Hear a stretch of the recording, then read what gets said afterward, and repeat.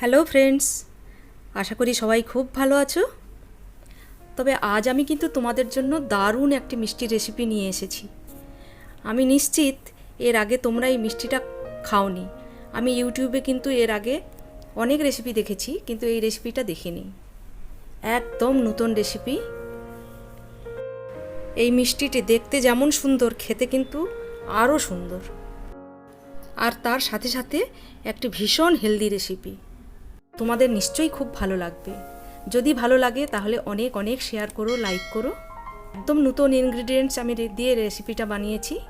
তো চলো রেসিপিটা তোমাদের দেখাই। হ্যাঁ, ঠিকই ধরেছো, এটা কাঁচা পেঁপে।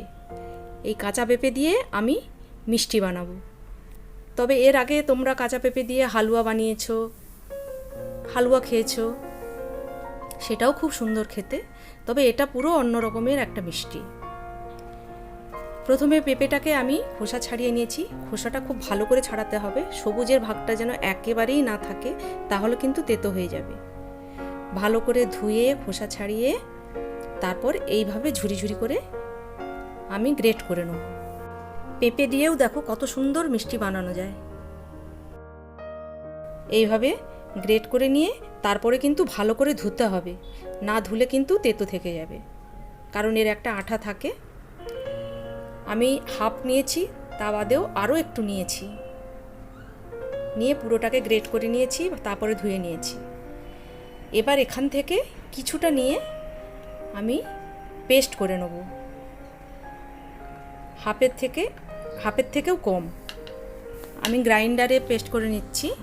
এটাকে শিলনোড়া দিয়েও কিন্তু পেস্ট করা যায় সুন্দর, তবে পেস্টটা যেন একদম স্মুথ হয়, কোনো দানাতে যেন না থাকে। অল্প একটু জল নিতে হবে, না হলে কিন্তু মিক্সিতে পেস্ট করা যাবে না।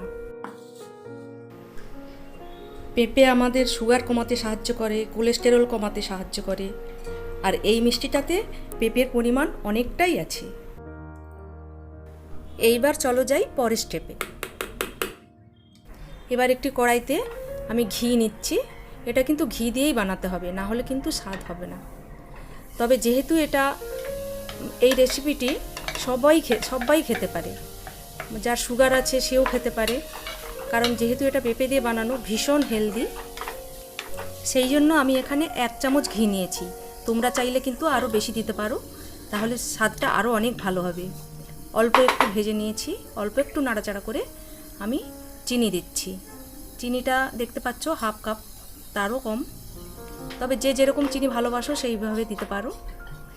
যদি ডায়েট হিসাবে ব্যবহার করো এটা মিষ্টিটা, তাহলে একটু কম চিনি দিতে হবে, কম ঘি দিতে হবে। কিন্তু যদি অকেজনালি এমনি খাওয়ার জন্য, তাহলে কিন্তু তোমরা তোমাদের স্বাদ অনুযায়ী চিনি দেবে, আর ঘিটাও সেইভাবেই দেবে। অল্প একটু নাড়াচাড়া করে চিনিটা দিয়ে আমি চাপা দিয়ে দিচ্ছি।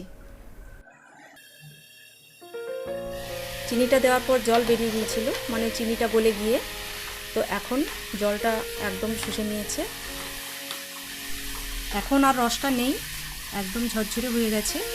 এই অবস্থাতে আমি একটু এখানে এলাচ গুঁড়ো দিচ্ছি। এলাচ গুঁড়োর গন্ধটা খুবই ভালো লাগে। আর দিয়ে দিচ্ছি কিছু নাটস। আমি এখানে কাজু আর আমন্ড দিয়েছি কুচি কুচি করে।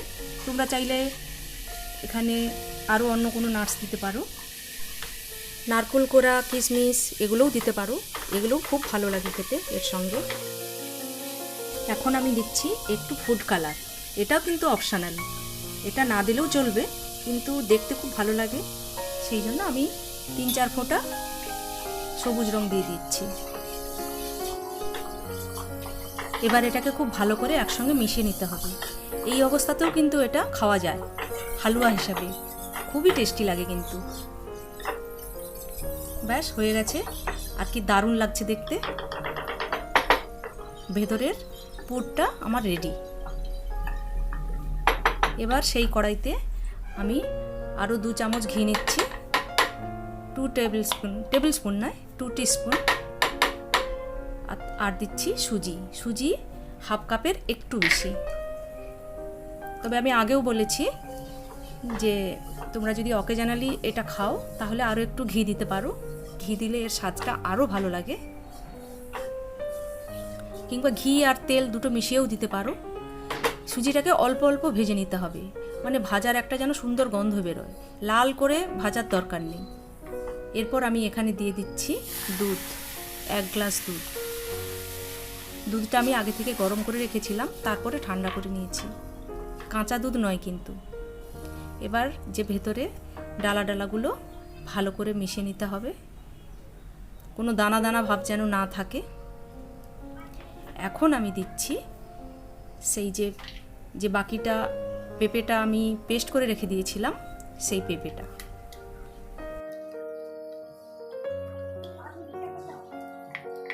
সুজি আর পেঁপে একসঙ্গে নাড়তে থাকবো, আর নাড়তে নাড়তে কিছু ইনগ্রিডিয়েন্টস এর সঙ্গে মেশাতে থাকবো। তোমরা দেখতে থাকো। এতক্ষণ পর্যন্ত যা দেখলে তাতে যদি তোমাদের রেসিপিটা ভালো লেগে থাকে অবশ্যই লাইক করো, আর নতুন যারা আমার চ্যানেলটিকে অবশ্যই সাবস্ক্রাইব করো। দিচ্ছি চিনি, চিনিটা তোমাদের স্বাদ অনুযায়ী দেবে, তবে আমি এখানে একটু চিনি কম রেখেছি। কেন কম রেখেছি সেটা আমি একটু পরে দেখাচ্ছি তোমাদের। আমি যে রান্নাটা করছি এটা কিন্তু মিডিয়াম আঁচে করছি, কারণ সুজিটা রান্না হতে হবে আর তার সঙ্গে পেঁপেটাকেও সেদ্ধ হতে হবে। দিচ্ছি এলাচ গুঁড়ো। এই মিষ্টিটি বানানো কিন্তু খুবই সহজ, সব একসঙ্গে ভালো করে মিশিয়ে নিতে হবে।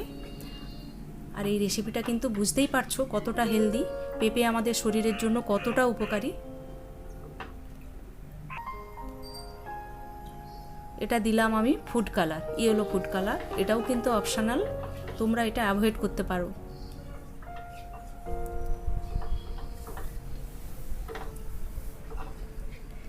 শুধু দেখতে ভালো লাগবে সেই জন্য আমি এই ফুড কালারটা দিয়েছি।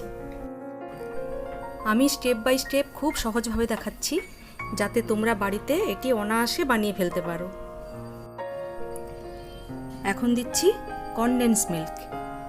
সেই জন্যই আমি আগে চিনিটা কম দিয়েছিলাম, কারণ কনডেন্স মিল্ক ভীষণ মিষ্টি হয়।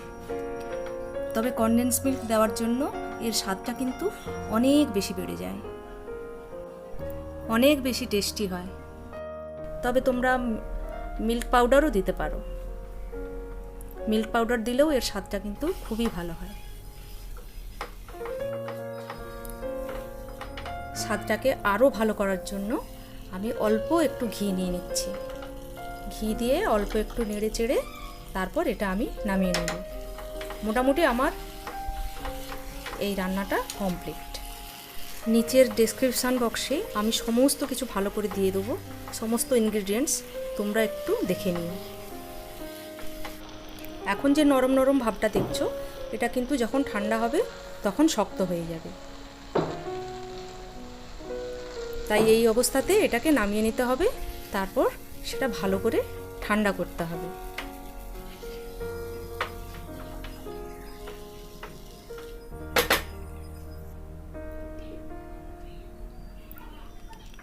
এবার এটাকে আমি ঠান্ডা করতে রেখে দেবো।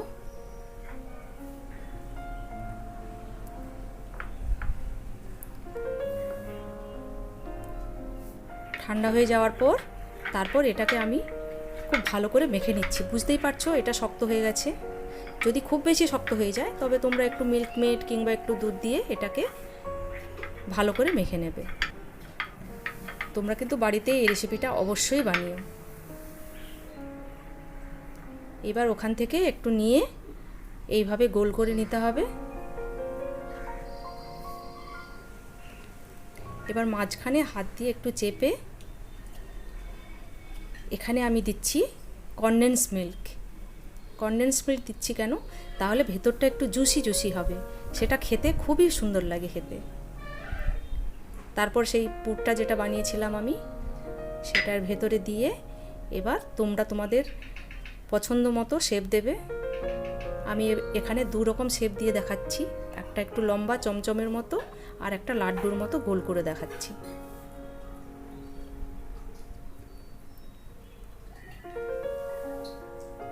এইভাবে বানিয়ে নিতে হবে।